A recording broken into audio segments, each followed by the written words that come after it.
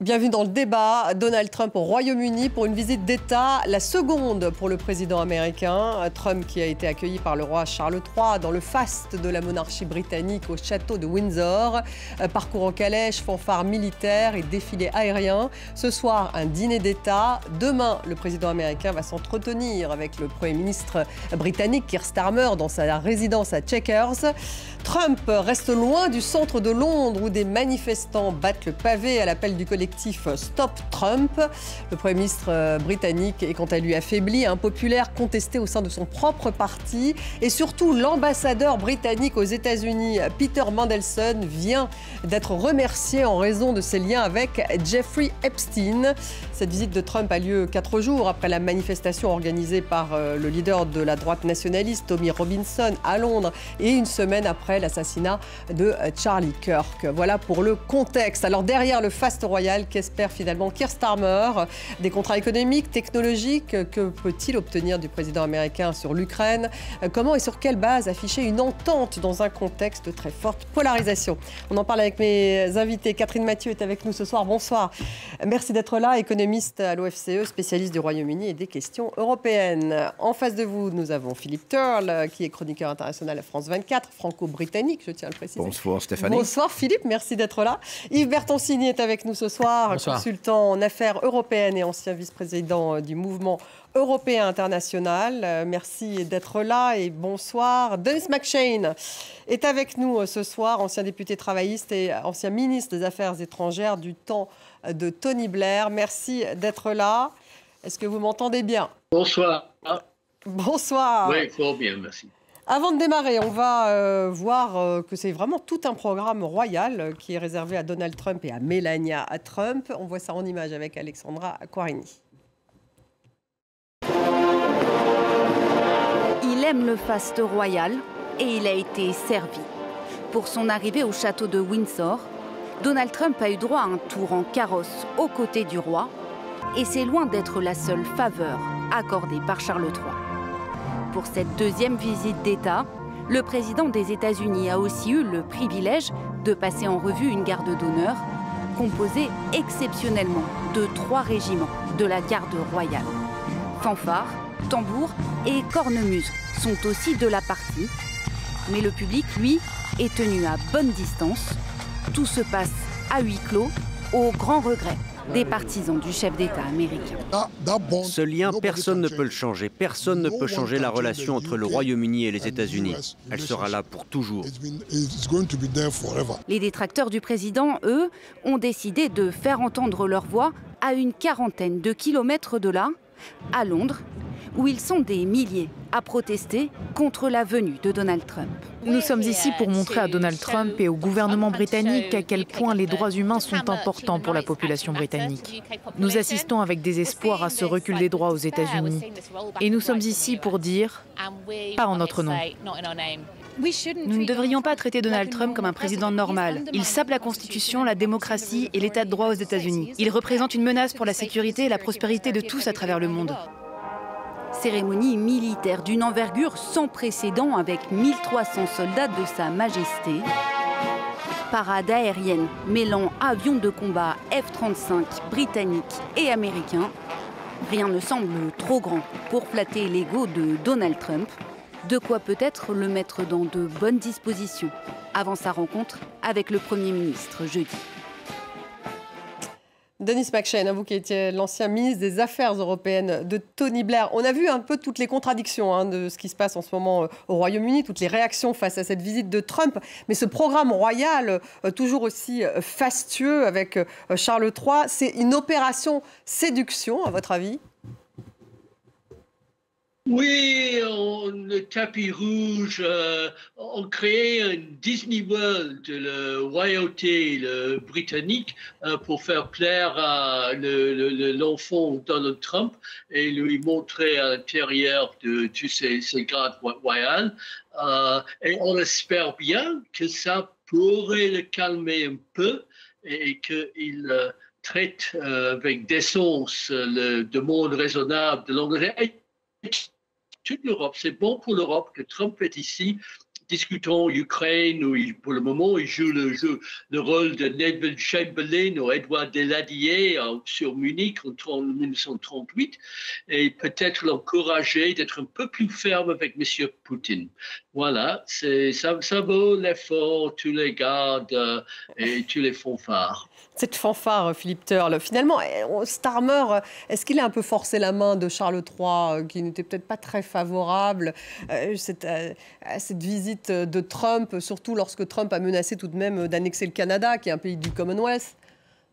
Vous savez, il faut que les gens comprennent que ce n'est pas le roi, lui, qui décide qui vient et pour quelle visite en Grande-Bretagne. Tout est décidé par le gouvernement et c'est le roi qui doit exécuter, c'est le mot de le dire, ce que le gouvernement décide. Donc, il était décidé que ce serait profitable à la Grande-Bretagne de réinviter Donald Trump parce qu'il est réélu pour un deuxième mandat, mais avec un autre président entre les deux mandats. Donc, c'était normal qu'il soit réinvité pour une deuxième visite d'État.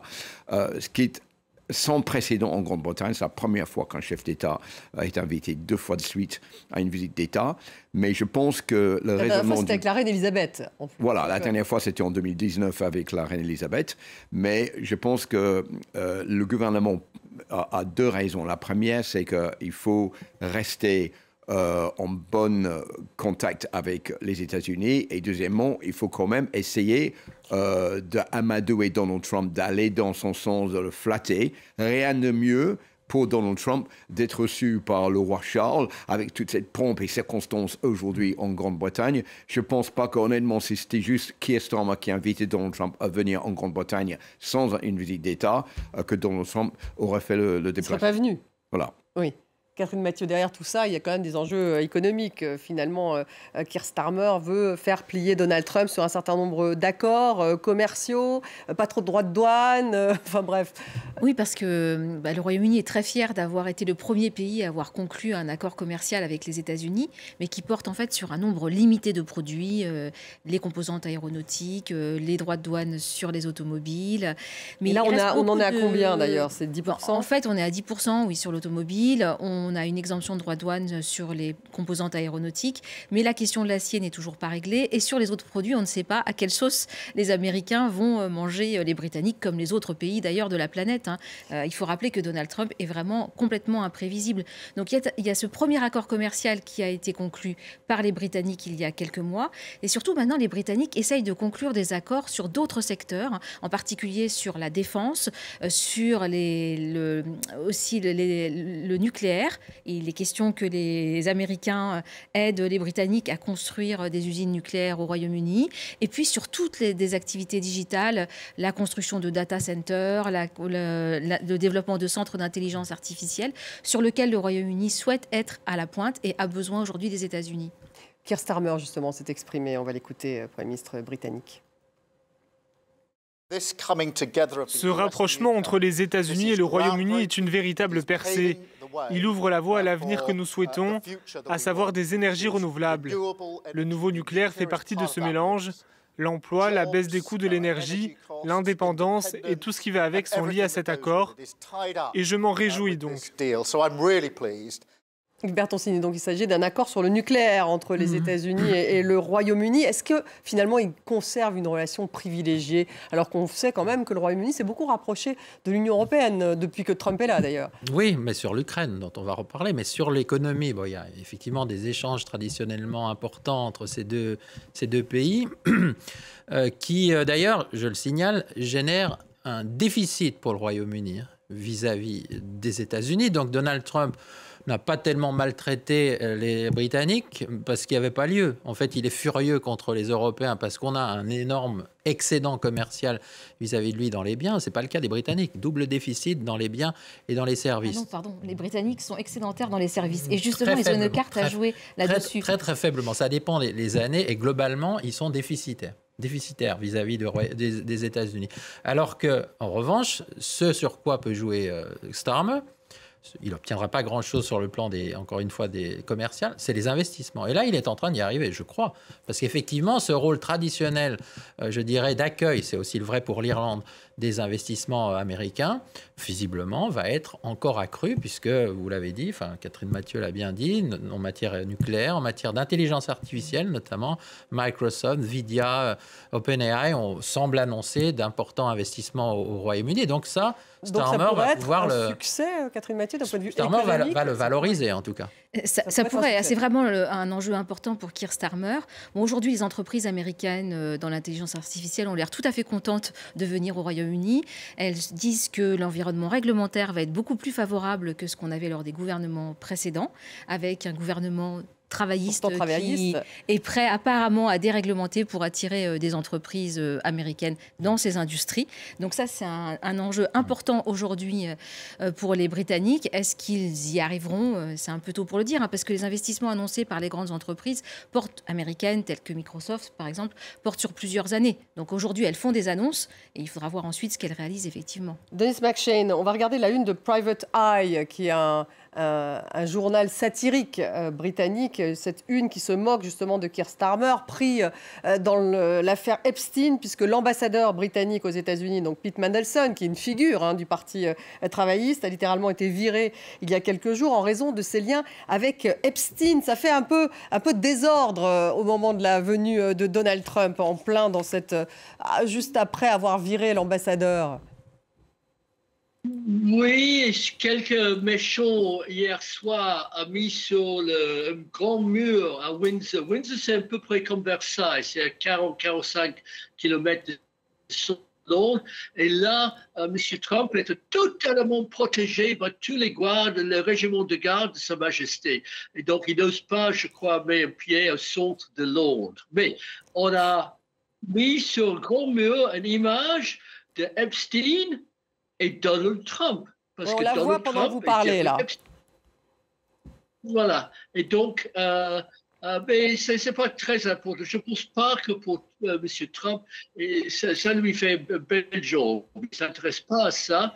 Pour moi, la chose la plus questionnable, c'est pourquoi l'Europe est incapable de unir et soutenir l'Ukraine et montrer à Trump que l'Europe, des zones les plus riches, les plus bien dotées avec des armes militaires nucléaires, on est toujours demandant sur les genoux à Washington, venez nous aider pour stopper l'agression, invasion, drone et le reste de M. Poutine.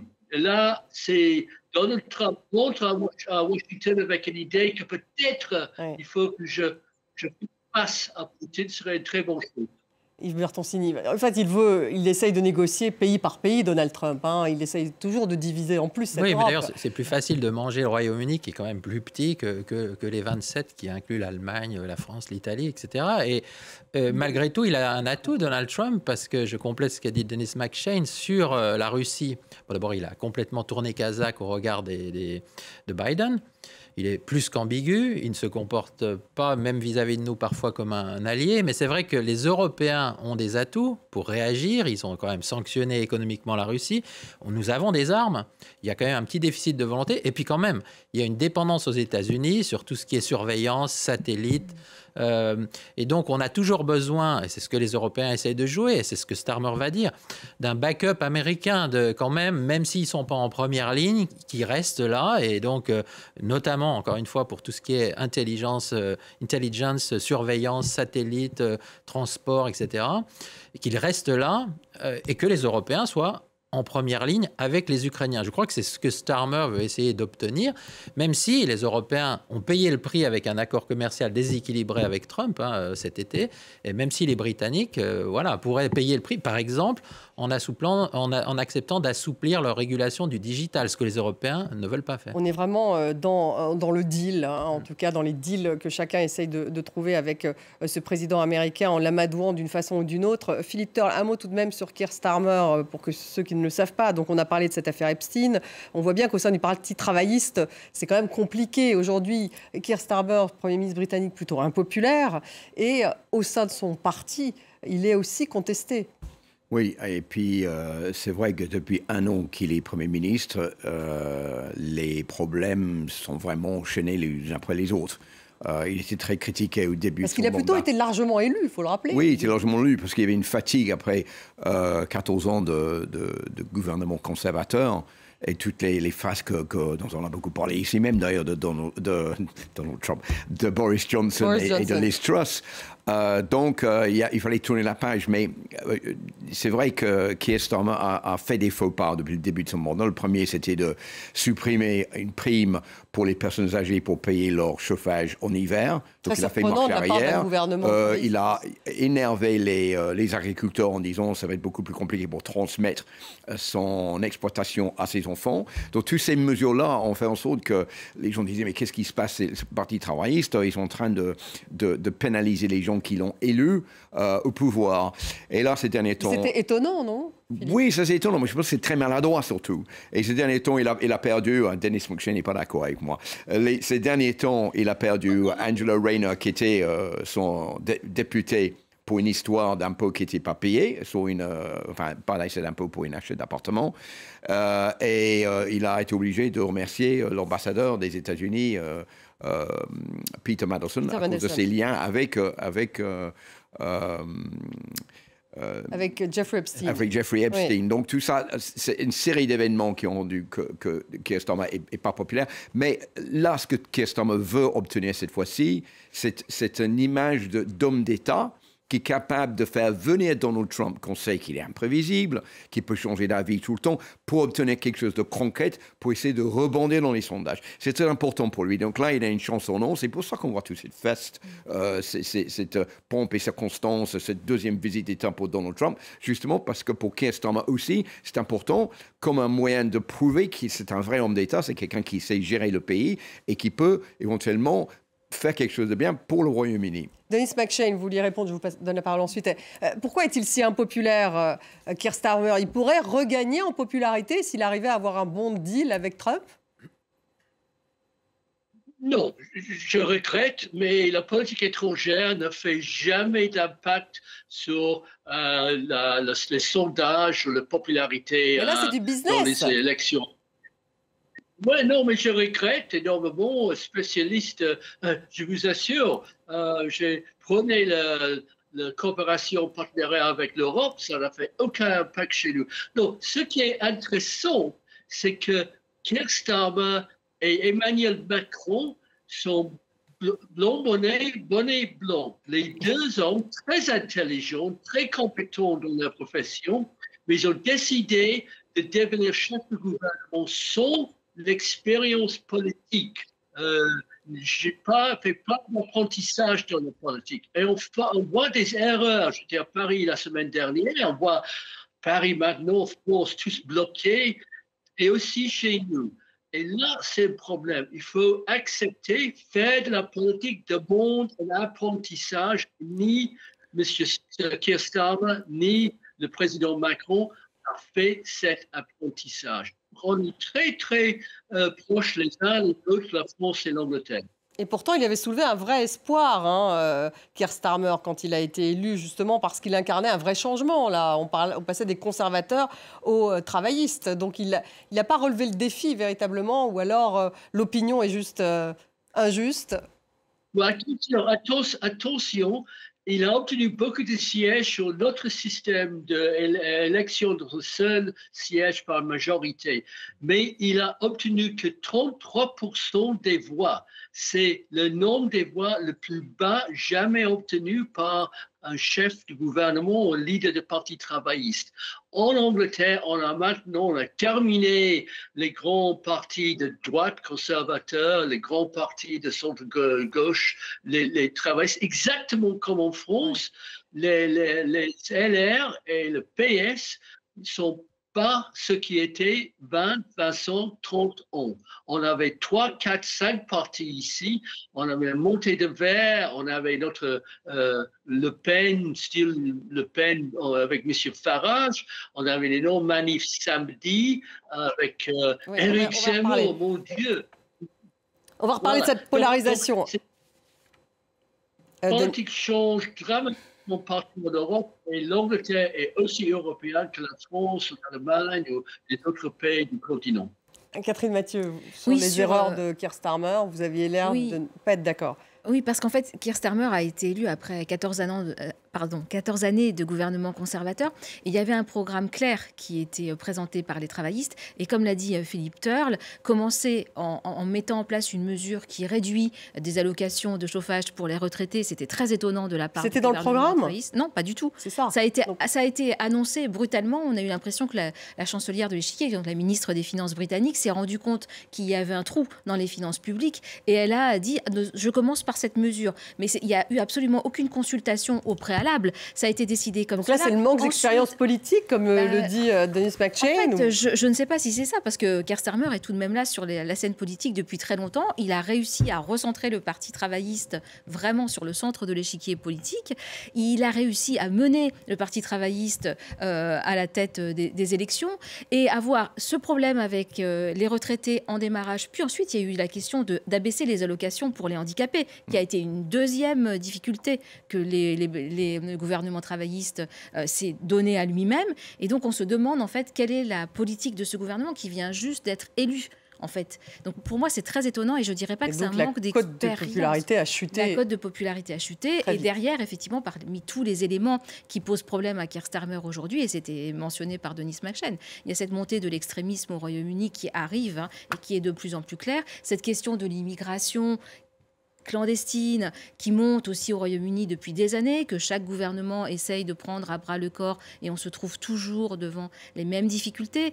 Donc c'est ça aussi qui pénalise aujourd'hui Keir Starmer sur la scène politique nationale. Il faut dire aussi qu'on a une presse britannique plutôt de droite pour beaucoup de journaux qui sont intransigeants et intraitables avec le Parti travailliste et en particulier avec Keir Starmer, notamment le Daily Mail, le Sun, le Daily Telegraph, qui font tout pour le dénigrer et faire en sorte que c'est quelqu'un de malhonnête et qui fait très mal son travail, qui n'a pas d'expérience. Donc évidemment, ça n'aide pas quand on est face à une presse qui est presque entièrement hostile à ce qu'on essaie de faire.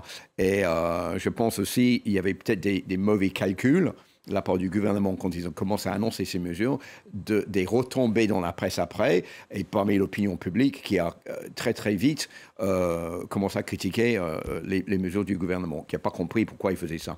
Alors la guerre en Ukraine, est-ce qu'elle sera à l'agenda, à votre avis, Yves Bertoncini, puisqu'on connaît l'engagement de Keir Starmer, et avant lui d'ailleurs le Premier ministre conservateur, tout de suite, ils ont aidé l'Ukraine, ils sont aussi au sein de la coalition des volontaires, donc ces garanties de sécurité avec donc ces différents pays, dont le Royaume-Uni pour l'Ukraine post-conflit. Est-ce qu'il va essayer d'obtenir quelque chose Il va en parler avec Trump ? Je crois, oui. Il préférait ne pas parler d'Israël et de Gaza, puisque les Britanniques vont reconnaître, comme la France et d'autres, l'État palestinien. Ça aussi, c'est un autre sujet qui peut être mis sur la table. Mais ça, c'est un irritant, comme on dit, dans les relations transatlantiques, puisque ça ne plaît pas à Donald Trump. En revanche, l'intérêt de Starmer, c'est de parler de l'Ukraine. Vous avez raison de rappeler qu'ils étaient, États-Unis, Royaume-Uni, en première ligne, qu'ils avaient prévu, eux, pas comme les Français, l'invasion russe de l'Ukraine, qu'ils ont joué un rôle très très important pour le soutien de l'Ukraine, mais évidemment, maintenant Trump est sur une position bien différente de celle de Biden, il veut se retirer, mais non seulement il veut se retirer, mais il pactise même avec Poutine tout en le recevant à Anchorage, donc c'est assez fâcheux. Quelqu'un qui se prévaut d'une relation spéciale, voilà, on est vraiment dans le spécial, avec Donald Trump, avec les États-Unis historiquement, doit jouer un rôle pour lui dire, écoute, nous on fait le travail, le Royaume-Uni, on a des troupes dans 4 pays d'Europe, on est un pilier de l'OTAN depuis le début, mais il faut que les États-Unis d'Amérique restent avec nous. Non pas seulement dans l'OTAN, l'Ukraine n'y est pas, mais en Ukraine, au moins en support. Et il faut arrêter de pactiser avec la Russie. Maintenant, est-ce qu'il va y arriver? Ça, c'est autre chose. Est-ce qu'il va avoir cette conversation? En tout cas, c'est ce qu'attendent les Européens de lui, parce que le Royaume-Uni n'est plus dans l'Union européenne, ils ont choisi d'en sortir, mais ils sont évidemment toujours dans l'OTAN, et puis c'est toujours une grande puissance de notre continent. Là-dessus, Trump n'a pas entièrement tort de dire qu'il faut que les Européens prennent davantage leur destin en main et fassent le travail en Ukraine pour contenir la menace russe. Il faut juste que les Américains, qui, jusqu'à preuve du contraire, sont nos alliés, toujours, dans l'OTAN, eh bien, nous aident un tout petit peu, au moins pour la phase de transition. Et les Européens attendent effectivement qu'il y ait une conversation à ce sujet, Denis McShane. On a plutôt l'impression, juste qu'aujourd'hui, Trump essaye plutôt d'avoir des deals, comme vous le mentionniez tout à l'heure, et donc son intérêt, c'est de vendre des armes à l'Union européenne et à l'Europe. Et donc là, effectivement, sur ce point-là, probablement, tout se passera bien. Mais s'il faut vraiment faire un accord de soutien politique à l'Ukraine, la tâche sera beaucoup plus difficile. Les armes, il en a toujours vendu, notamment aux Britanniques, qui continueront à en vendre. Et là, il s'est fait survoler par des F-35. C'est sûr que c'est en France que ça arriverait. Autant qu'il aille à Londres pour avoir ce plaisir-là. Il a été survolé par des F-35, Denis McShane, pendant cette parade aérienne. Donc, effectivement,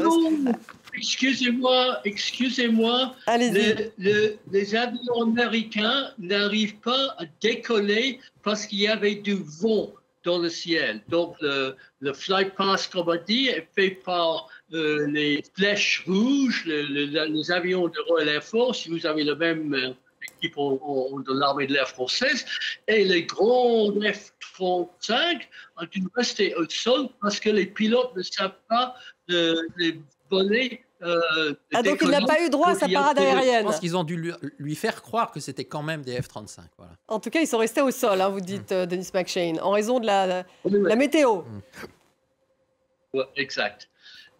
Mais globalement parlant, j'espère, c'est délicat, mais il faut continuer poliment à insister. Si M. Trump veut gagner, son seul désir, sa passion, c'est d'avoir le prix de paix Nobel. Soit fait de la pression sur M. Poutine, qui fait reculer ses soldats dans la Russie, il laisse l'Ukraine en paix, et en 7 cas, tout le monde en Europe va l'applaudir et lui donner une dizaine des prix Nobel de la paix. Oui.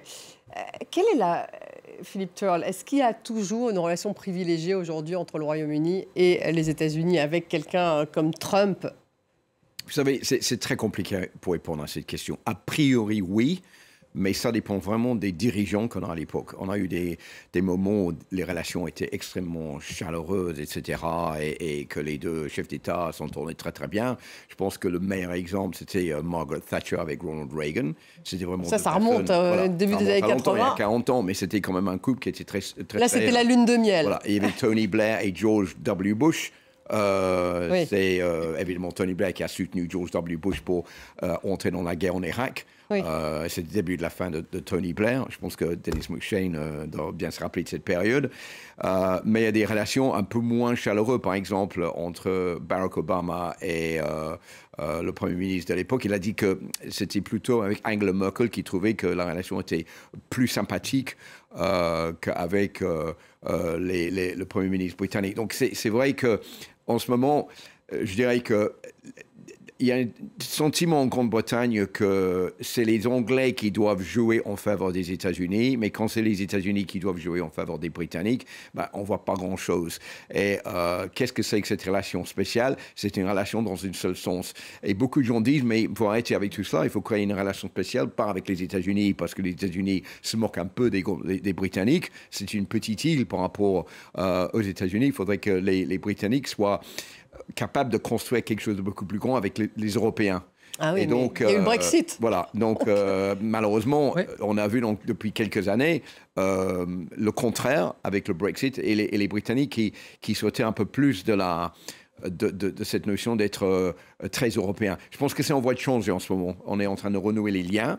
Parce que beaucoup avec de Britanniques Starmer pensent... Oui, mais vous savez, pour le Brexit, c'est très compliqué parce qu'il y a une majorité de Britanniques, ça c'est certain, à peu près 60%, qui pensent, même plus, que c'est une erreur de quitter l'Union européenne, il faudrait revenir.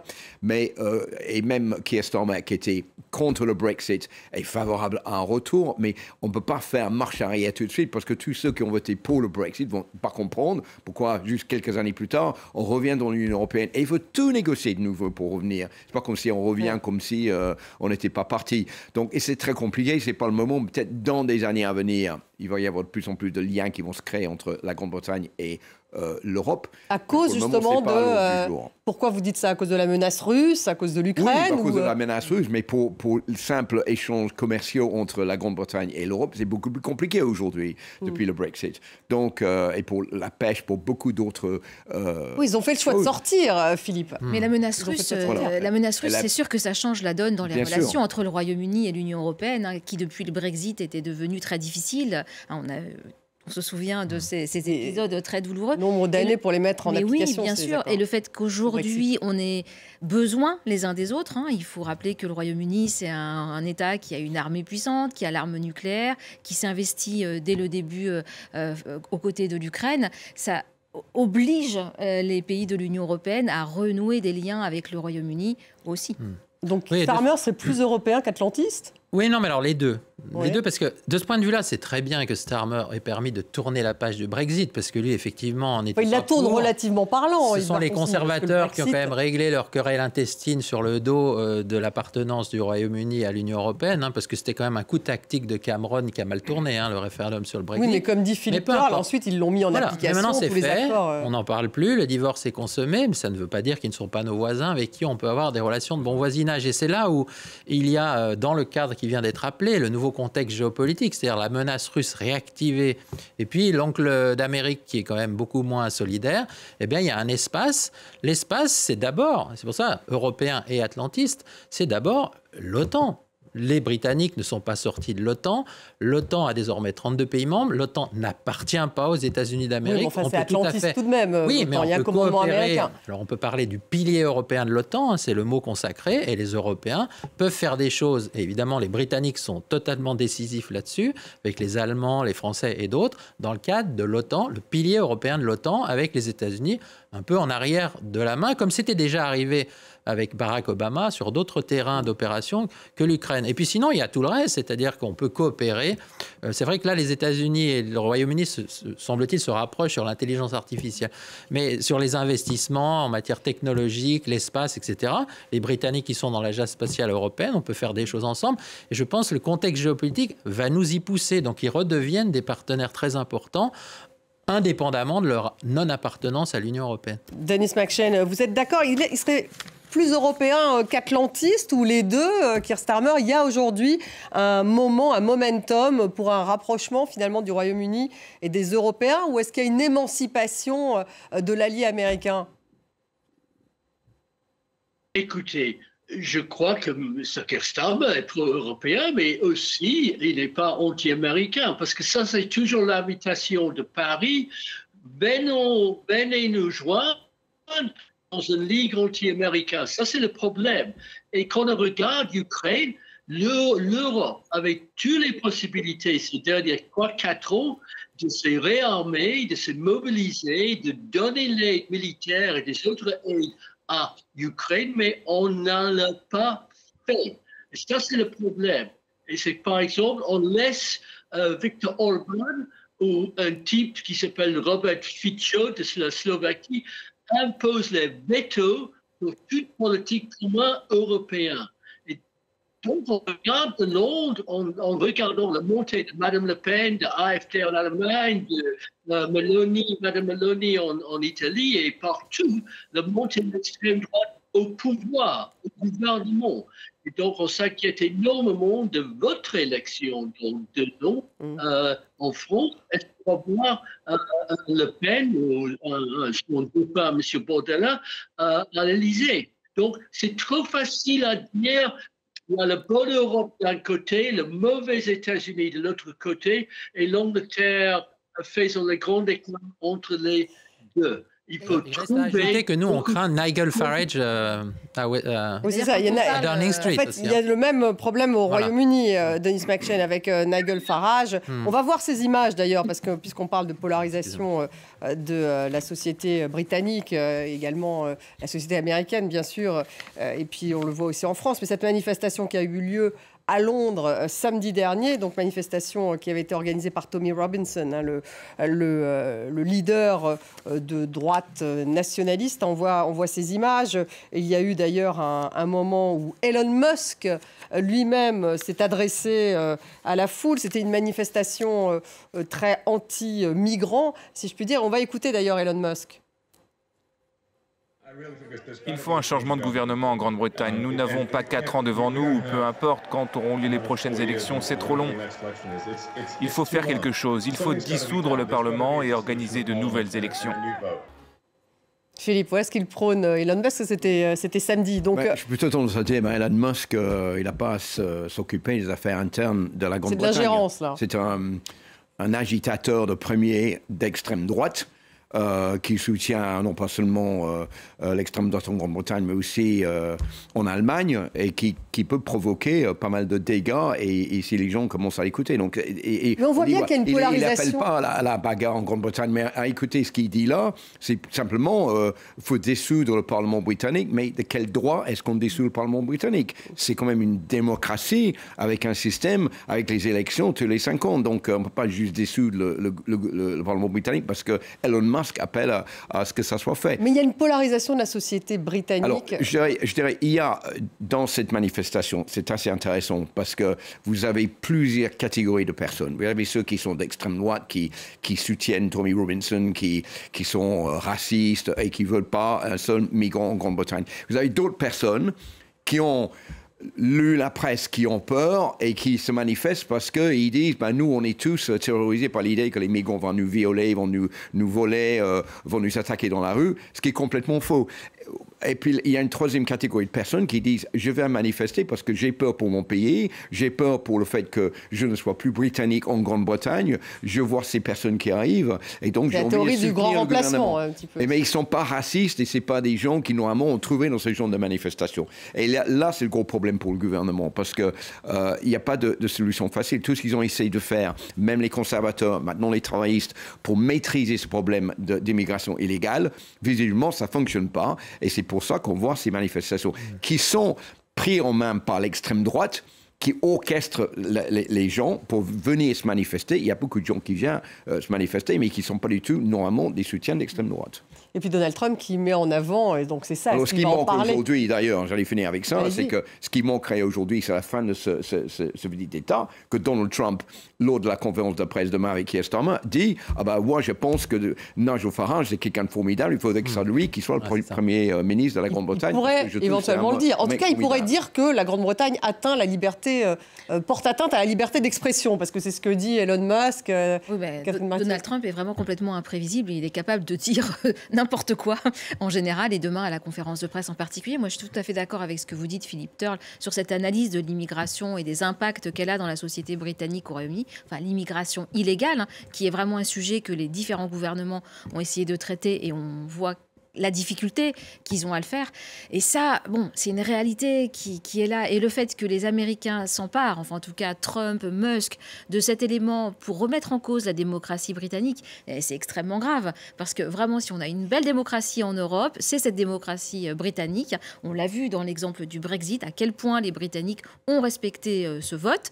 Et bon, je suis vraiment très choquée de cette attitude des Américains, qui ne s'applique pas d'ailleurs qu'aux États-Unis, qu'au Royaume-Uni, mais aussi à l'Allemagne. Donc c'est vrai que c'est... Alors, il faudrait bien, effectivement, regarder ce que Trump lui-même va dire, parce que Elon Musk, il ne représente plus que lui-même, désormais. Évidemment, il a un pouvoir énorme avec Twitter, etc., mais il n'a pas de sur la liberté d'expression, ils ont le même discours. Non, mais sur ce que... Alors, attention, J.D. Vance, le vice-président, a tenu un discours-programme extrêmement clair et inquiétant, d'ailleurs, à Munich, où il aurait dû venir de parler de sécurité, de Russie, et à la place, il a dit qu'il y a un grand problème de liberté d'expression, qu'il y a trop de migrants et qu'il faudrait soutenir l'AfD. Trump n'a jamais fait ça à cette magnitude-là en venant ici en Europe. Donc on va entendre ce qu'il dira demain, parce qu'effectivement, s'il le disait, là on irait un cran plus loin. En attendant, ce qu'il faut retenir, c'est que le Brexit avait notamment pour but d'en terminer avec l'immigration légale, intra-européenne, puisque nous, les Français, les Polonais, on pouvait aller au Royaume-Uni. Et effectivement, on n'y va plus, c'est plus la libre circulation comme avant. Visiblement, ça n'a pas réglé grand-chose de plus, puisque, semble-t-il, il y a toujours trop de Britanniques qui pensent qu'il y a trop d'immigrés chez eux. Et c'est vrai que c'est un pays très ouvert, compte tenu de son histoire notamment. Maintenant, la difficulté au Royaume-Uni, comme chez nous et ailleurs, et dans tous les pays occidentaux, c'est de dissocier ce qui est de l'anxiété culturelle. Et ça, c'est assez répandu, l'anxiété culturelle, c'est-à-dire pour des personnes venir voir arriver des migrants qui, y compris, ont des coutumes ou des religions, voire des couleurs différentes. Ça peut créer une forme d'anxiété culturelle. Et ça se traite normalement, mais il faut le dissocier du racisme pur et simple. Et il y avait dans les rues de Londres un grand paquet de racisme. C'est le racisme, ce n'est pas une opinion politique, c'est un délit. Et donc ça, il faut le combattre. Je ne sais pas quelle est la position de Trump là-dessus, parce que le free speech, souvent, a bon dos. Le free speech, si ça consiste à laisser dire n'importe quoi, de la liberté d'expression. On ne sera pas d'accord. Et j'ajoute, et c'est là aussi moi où je surveillerai ça, les Européens ont adopté des lois sur le digital, le Digital Services Act notamment, pour modérer les contenus sur les plateformes comme Twitter, X et Facebook. Jusqu'à présent, on n'a jamais dit qu'on ne les appliquerait pas, même si on ne les applique pas très fermement, ces lois. On verra ce que les Britanniques devront concéder pour obtenir les bonnes grâces de Donald Trump. Oui, Denis McShane, il va revenir sur ce principe de liberté d'expression, Donald Trump, à votre avis, avec Keir Starmer, justement, pour qu'il y ait plus... parce qu'en fait, il dit que la liberté d'expression en fait, n'est pas respectée dans ce pays. Écoutez, on a la presse la plus à droite de l'Europe. Ils ont toute la liberté d'expression de dire n'importe quoi sur les immigrés, sur les Noirs, sur les Juifs, sur les musulmans, sur les catholiques. Et ce que il faut pas oublier que vous savez, nous envoyé Eric Zemmour qui voulait expulser 7 millions de musulmans français. Donc on a toutes ces idées qui circulent aujourd'hui, pas de la leadership. Pour dire ce langage n'est pas acceptable. Malheureusement, le président des États-Unis, avec tout ce qu'il fait avec son cours suprême et le reste, Washington Post, maintenant, il refuse de critiquer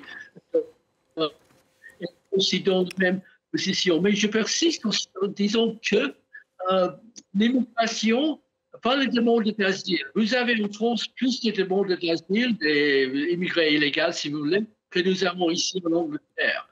Et vous le gérez mieux que nous.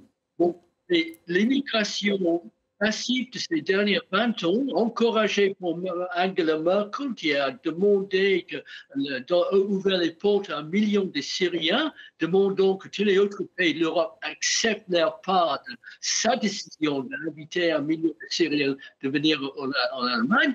On a un vrai problème, c'est une question de volume et vélocité. Volume trop, vélocité, la vitesse qui est arrivée ces derniers 10 ans, il faut faire face contre ça à l'échelle nationale, régionale, dans les villages et à niveau européen. Voilà, et on voit que c'est complexe. Merci beaucoup, Denis McShane, d'avoir été avec nous. Yves Bersonsini, Catherine Mathieu. Merci, Philippe Turle. Et merci à vous tous de nous avoir suivis. Vous retrouvez l'émission sur YouTube et sur les réseaux sociaux. Je vous dis à demain.